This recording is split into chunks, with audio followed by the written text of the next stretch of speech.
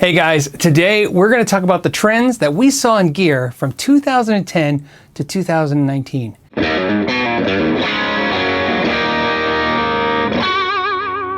It seems like every decade seems to define itself not only with music, but with the gear that's used in that music.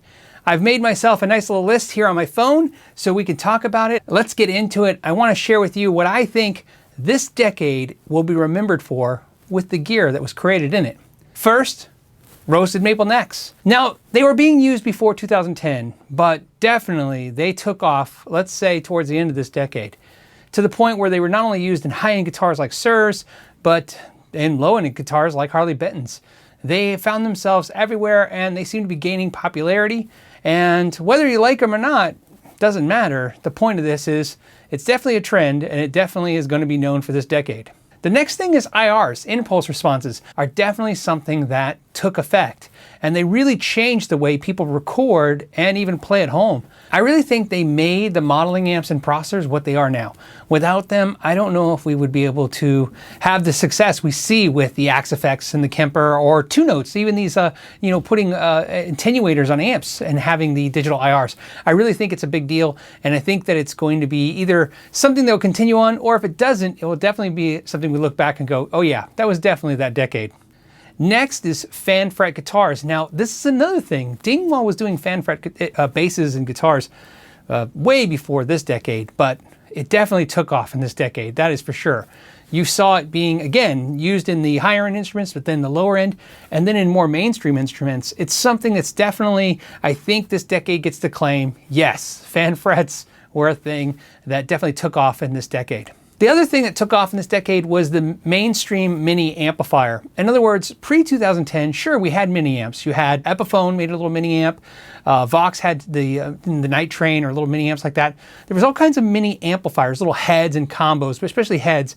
But it definitely took off this decade in being the mainstream. In other words, everything from the Friedmans to the Mesa Boogies to EVH to Engel, everybody really developed and came out with not only a good small amplifier, but those small amplifiers overtook big amplifiers. This decade pretty much seals I don't want to say the death, but it really brings to an end the big amplifier dominance, right? I'm not saying they're going away, I'm just saying they're not the dominant amplifier anymore. The small amps definitely took over and become dominant during this decade. Next, we have stainless steel frets. Again, something else that I had on my Parker guitar and guitars used before this decade of 2010 to 2019, but again, really rooted itself into the mainstream. It's actually, if it's not in a high-end guitar now, it seems to be an immediate ding against the guitar. In other words, people get upset that they didn't put the stainless steel frets on there.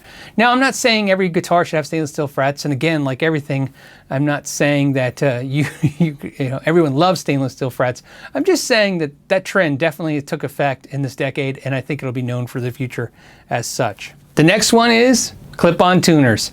ClipOn Tuners, again, were around before 2010, but it wasn't until Snark really took the market, and that was in about mid-2010 when Snark really took over and companies just followed. They couldn't stop but try to catch up with Snark. I remember when the Snark tuners came out, and at that time, you had clip-on tuners and people bought them, but really everybody bought the CA, I want to say the CA and the GA Korg tuners, and of course the Bind. There was all these tuners that were people buying, plus, the floor tuners and rack mount tuners. And when the clip-on tuner movement came, it came on hard, and it definitely took over. That's definitely something for this decade to look back and go, yeah, the clip-on tuners, if they stay in the future, this is where they started, and if they go away, it'll be like, remember when everybody had a clip-on tuner? Either way, it's definitely something that's going to be attached to this decade. Another thing that this decade will have that I don't think future decades will have is guitar lines having more ebony and Richlight and maple fretboards than rosewood. Obviously because of the CITES agreement and companies backing off rosewood so much and using ebony. I mean, we saw Fender high-end guitars with ebony and not even being offered in rosewood. That'll be unique. So I definitely think this decade is going to be known for all of that, especially since the CITES has an exception now, and musical instruments are now excluded from the CITES agreement, which means you're may see rosewood pop back very quickly and all of the guitars again, and it'll just be looked back as this time where there was Richlight and there was tons of ebony, especially ebony. I've never seen so many guitars have ebony in the entire time of playing guitar as this decade. So it'll be interesting to see if that's something that continues, or now that rosewood is excluded for musical instruments, if manufacturers will go back to rosewood as the costs go down for not having to do the paperwork. The other thing this decade will bring is two things: the failure of the auto-tuning, robot tuning systems, everything from the PV guitar that tried to tune itself electronically to, of course, the G4 system by Gibson. That was a colossal failure. All of these tuning stability systems on guitars were a colossal failure, but like every yin, there's a yang. The Evertune system really took off in this decade. It really became a mainstay. It's a highly desired product in a ton of high-end guitars and now mid-price guitars. The Evertune is essentially just like those units. It's something designed to keep your guitar in tune differently. I'm not saying the Evertune tunes your guitar or tunes in different tunings, but it's the same kind of challenge of how do I get a guitar to stay in tune at all times or do a tuning at all times.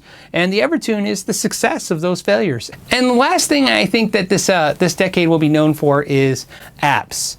Apps, like apps on your phone. I think more products this decade came out with apps, of course, because of the fact that the technology, the phones and the tablets really kind of broadened this decade. But more importantly, it seems like manufacturers really dove into products using apps. I think when you look back, that's what you're going to figure out. That's where it rooted itself in, is this decade. Obviously, not everyone's going to agree with my list. That's the whole point of me making my list. It's my list. And some of you guys are going to have some, not only disagreements of what's on the list, but some people are going to think I missed some stuff. I would love to know what you think I missed. Put that down below. And if you disagree, some of the things you think that's not accurate, keep in mind, these are my perceptions of this stuff in the decade. I tried to keep the things that were made or started in this decade. But to be honest with you, some of the things I mentioned did start before this decade. But again, this is what I'm talking about. It became a trend, or it became popular. A lot of big bands we say are from decades like 80s or 90s or 70s, but to be honest with you, they were making albums and popular before that. It's just a hit in those decades. That's what I'm talking about with this gear today.